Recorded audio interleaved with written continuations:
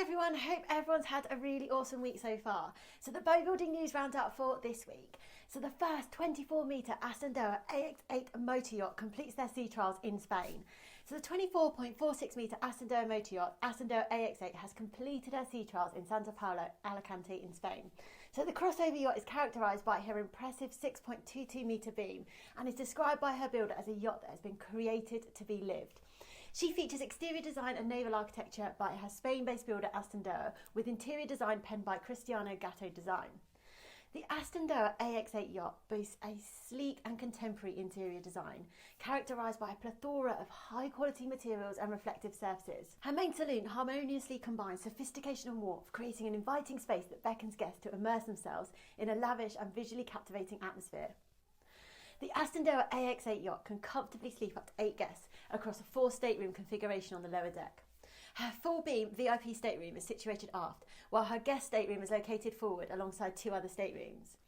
So the Astondoa Ax8 yacht offers spacious exterior decks, with her flybridge providing the perfect spot for guests to top up their tans, and her main deck acting as the ideal spot for alfresco dining. So in terms of performance, the Astondoa Ax8 is powered by twin Volvo Penta IPS 1350 engines, providing her with a top speed of 19 knots. And the world's largest cruise ship, the Icon of the Seas, was handed over to her owner's Royal Caribbean Group during a ceremony this week in Finland.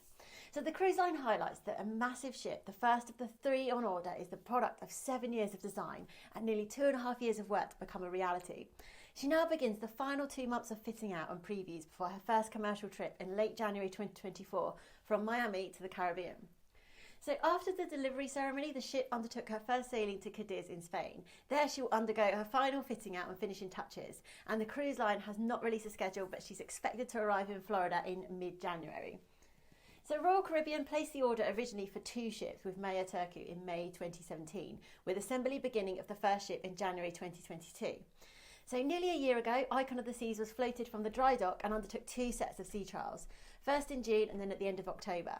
She was at sea for 8 days, returning to the yard on November the 6th after hundreds of tests, including speed, noise and vibration. They also tested and adjusted the main engines and automation systems.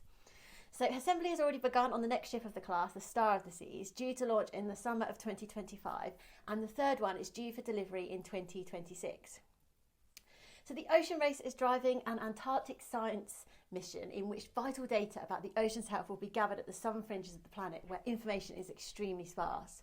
So specialist science equipment, which was developed for and used in the Ocean Race 2022-23 to gather over 4 million pieces of data on ocean health, will be used during a 4-month expedition on a sailing yacht, specifically designed for polar expeditions.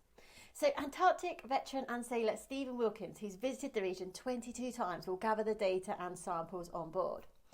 So the boat set sail from the Falkland Islands this week and will make its way to Bellingshausen Sea in Antarctica, where it will remain amidst the ice for 2 months before heading north to Chile. So a total of 60 water samples will be captured to test for microplastics, 40 while sailing and 20 when the boat is anchored.